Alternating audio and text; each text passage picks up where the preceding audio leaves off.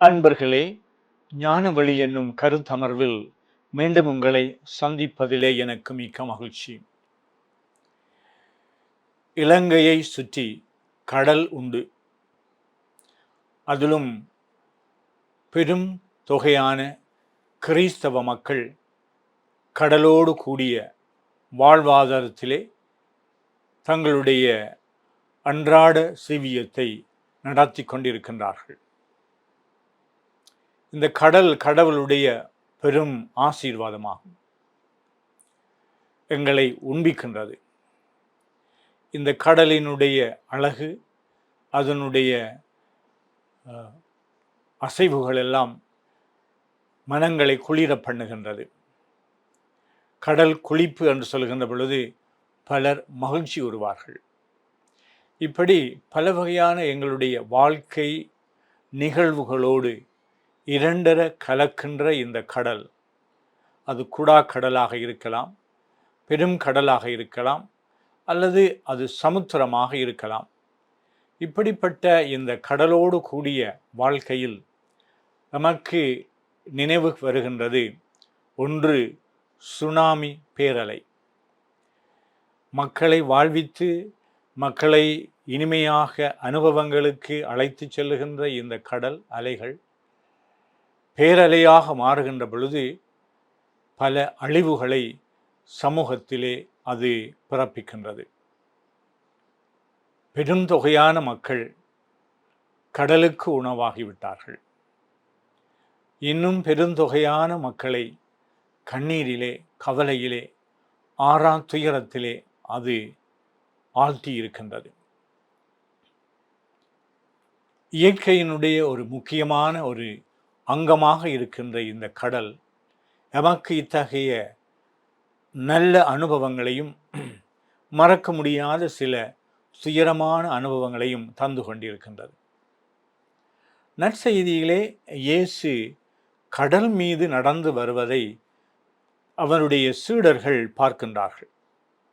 அதிகாலையிலே இயேசு இரா முழுவதும் பொதுவாக மன்றாட்டிலே ஈடுபட்டு கொண்டிருக்கின்ற இயேசு, இந்த சீடர்கள் அவர்கள் மீன் பிடித்து கொண்டிருக்கின்ற வேளையில் திடீரென்று இயேசு கடல் மீது நடக்கின்றார்.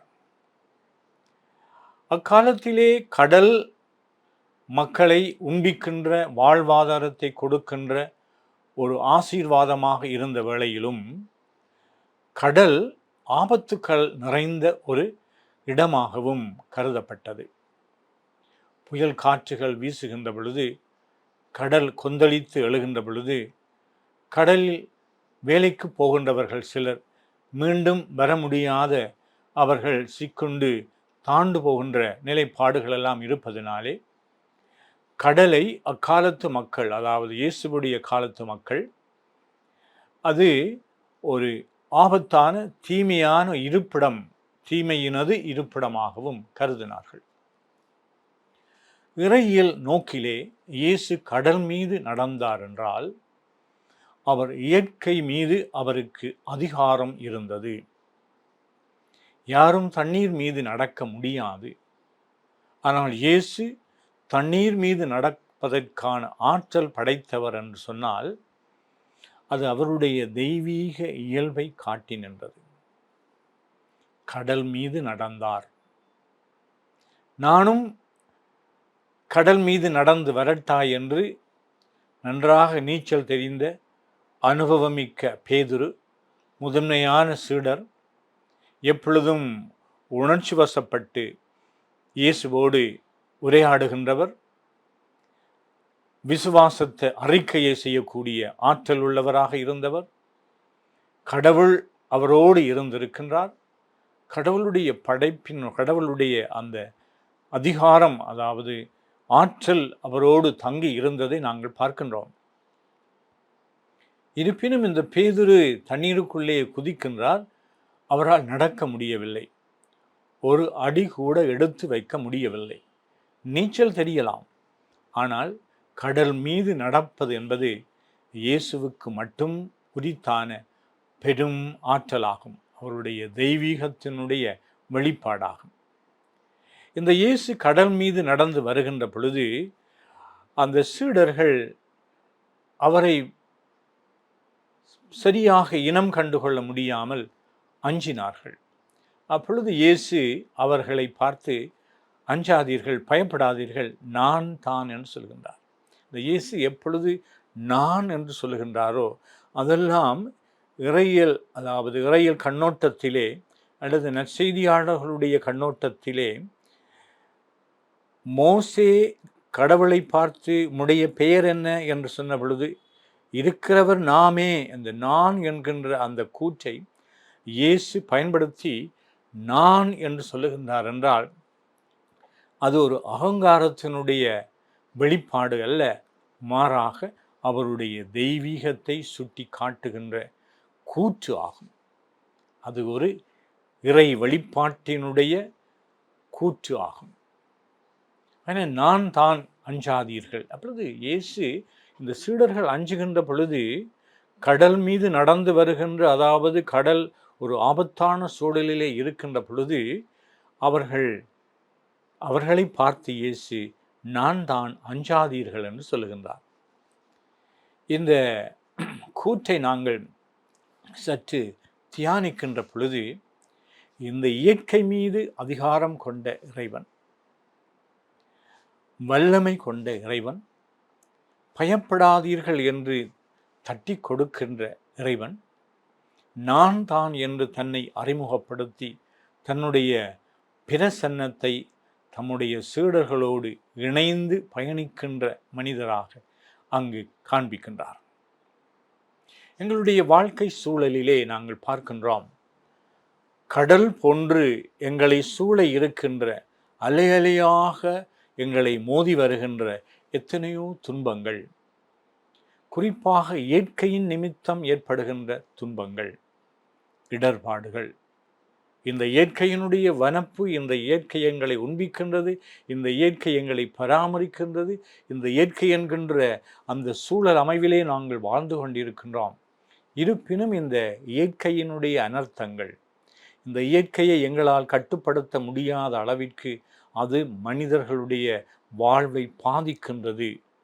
இப்படியான துன்பியல் காலங்களிலே நாம் அஞ்சுகின்றோம், இயற்கைக்கு அஞ்சுகின்றோம், கடலுக்கு அஞ்சுகின்றோம், எங்களுக்கு வரக்கூடிய தீமைகளை நினைந்து அஞ்சுகின்றோம். ஆனால் இயேசுவினுடைய வார்த்தைகள் மீண்டும் மீண்டும் எங்களுடைய காதுகளிலே ஒலிக்க வேண்டும். வல்லமை உள்ள தேவன் எங்களை கைவிட மாட்டார். அவருடைய வல்லமையை காண்பிக்கின்றார். கடல் மீது நடக்கக்கூடிய மனிதர்களுக்கு இல்லாத ஆற்றல் இந்த இறைமகன் இயேசுவுக்கு உண்டு என்பதை நற்செய்தியாளர்கள் கோடிட்டு காட்டுகின்றார்கள். ஆகையினாலே எங்களால் மேற்கொள்ள முடியாமல் தவிர்க்க முடியாத துன்பங்களிலே நாங்கள் மூழ்கி இருக்கின்ற பொழுது அஞ்சுகின்ற மனிதர்களாக, அச்சம் எங்களுடைய உள்ளங்களை சூழ்ந்து இருக்கின்ற கார் முகில் போன்று எங்களை சூழ்ந்திருக்கின்ற, எங்களுடைய முகங்கள் எல்லாம் எப்பொழுதும் புன்னகை பூப்பதற்கு முடியாத சூழலிலே கண்ணீரோடு வாழுகின்ற நாம், நாளை எப்படிப்பட்டதாக இருக்குமோ என்று ஏங்குகின்ற நாம், எங்களுடைய அன்பர்கள், நண்பர்கள், அவர்களுக்கு துன்பம் வந்துவிட்டது, அவர்களுக்கு நோய் வந்துவிட்டது, அவர்களுக்கு ஆபத்திலே அவர்கள் அகப்பட்டு விட்டார்கள், இப்படியெல்லாம் பலவாறு நாங்கள் சோதிக்கப்படுகின்ற பொழுதெல்லாம் இயேசு எங்களை பார்த்து கூறுகின்றார், நான் தான், அஞ்சாதீர்கள். இது ஒரு வெறும் கற்பனை அல்ல. அவர்கள் கடலிலே இருக்கின்ற பொழுது அவர்கள் இயேசுவை காணுகின்றார்கள். ஆனால் அது ஒரு அசுத்த ஆவியோ அல்லது யாரோ என்று தெரியாமல் அவர்கள் ஏங்குகின்ற பொழுது நான் தான் என்று, உங்களோடு உடன் இருப்பவர் அந்த கடவுள். இந்த நற்செய்தியிலே சொல்லுகின்ற மிக முக்கியமான பாடம் என்னவென்றால், இயேசு இந்த நிகழ்வுக்கு முன்னதாக 5 அப்பங்களை பலுக பண்ணுகின்றார். 5 அப்பங்களை 5000க்கு மேற்பட்ட மக்களுக்கு பகிர்ந்து அளிக்கின்ற இயேசு, அவருடைய அந்த உணவளிக்கின்றவர்களை அரசனாக்க வேண்டும் என்று சொல்லுகின்ற இந்த மக்கள், அவருடைய அந்த அரசு என்பது அதிகாரத்தினுடைய அரசு அல்ல, பகிர்வினுடைய அரசு, இரக்கத்தினுடைய அரசு. ஒற்றுமையினுடைய அரசு, மக்களுக்கு அறநெறிகளை சொல்லிக் கொடுத்து அவர்களை வழிகாட்டுகின்ற அரசு. அப்படிப்பட்ட அரசை இயேசு ஒரு சாதாரணமான ஒரு அரசியல்வாதியாக காண்பிக்காமல், இறைவன் அவருடைய இயல்பு, அவருடைய வல்லமை அனைத்தும் மக்களுடைய அந்த பயத்திலே இருந்து அவர்களை மீட்பதாகும். சிந்திப்போம், எது எங்களை வாழ்க்கையிலே அச்சத்துக்கு உட்படுத்துகின்றது? எதற்கு நாங்கள் பயப்படுகின்றோம்? எதற்காக நாங்கள் எங்களுடைய நம்பிக்கையை இழக்கின்றோம்? எதற்காக எங்களுடைய எதிர்காலத்தை நோக்கி நாங்கள் பயணிக்கின்ற பொழுது பயப்படுகின்றோம்? இந்த பயம் என்பது பலருக்கு அது ஒரு வருத்தமாக கூட மாறக்கூடிய அளவிற்கு அவர்கள் அஞ்சுகின்றார்கள்.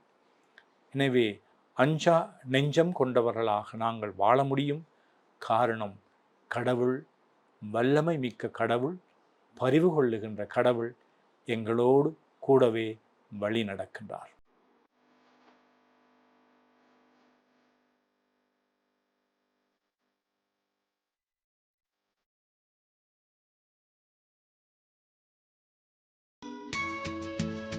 ஹோலி மேடையில் புத்தம்புது நிகழ்ச்சிகளை உடனுக்குடன் பார்த்து மகிழ எமது ஃபேஸ்புக் மற்றும் யூடியூப் பக்கத்தை லைக் செய்யுங்கள்.